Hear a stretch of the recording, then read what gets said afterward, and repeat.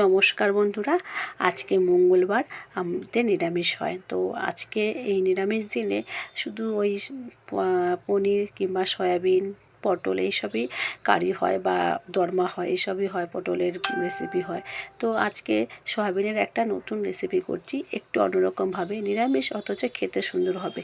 তার জন্য প্রথমে আমি গরম জল করে সয়াবিনগুলোকে ভিজিয়ে দিয়েছি। আর এখানে আলু বড় বড় করে কেটে নিয়েছি, কসুরি মেথি নিয়েছি, একটু আদা, টমেটো, কাঁচা লঙ্কা নিয়েছি, ওটা মিক্সিতে পেস্ট করে নেব। আর নিয়েছি টক দই। তো প্রথমে কসুরি মেথিটাকে শুকনো কড়াতে হালকা ভেজে তুলে নিয়েছি, ওটা আমার রান্নার শেষে লাগবে।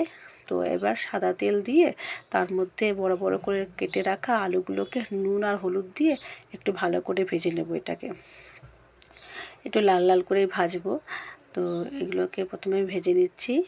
এই রান্নাটা খেতে নিরামিষ হবে, কিন্তু অসাধারণ হবে খেতে। এর মধ্যে আমি পেঁয়াজ দিচ্ছি না, একদমই পেঁয়াজ আদা রসুন, মানে পেঁয়াজ রসুন তো পড়বেই না। এটা শুধু আদা, কাঁচা লঙ্কা আর টক দইটাকে এটা মিক্সিতে পেস্ট করে নিচ্ছি। এটাতেই গ্রেভিটা হবে, আর এই গ্রেভিটাই খেতে ভালো লাগবে। তো প্রথমে আলুগুলোকে ভালো করে ভেজে নিয়েছি, তুলে নিচ্ছি। এবার কড়াইতে দিয়ে দিলাম। তেলের মধ্যে ভাজার পরে কড়াইতে দিয়ে দিচ্ছি তেজপাতা, শুকনো লঙ্কা আর গোটা গরম মশলা। তো ফোড়নে এগুলো দিলে পরে স্মেলটা ভালো আসবে আর খেতেও ভালো লাগবে। এবার আমি যে টক দইয়ের মিশ্রণটা, ওটা আমি দিয়ে দিচ্ছি এর মধ্যে। এটাকে ভালো করে একটু কষিয়ে নেব।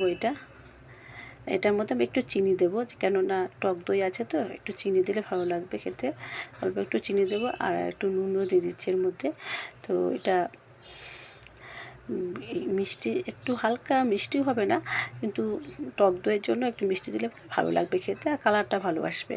তো আমি এর মধ্যে জিরে, ধনে গুঁড়ো, লঙ্কার গুঁড়ো, হলুদ গুঁড়ো আর নুন, সমস্ত কিছু মশলা ভালো করে দিয়ে একবারে কষিয়ে নিচ্ছি এটা।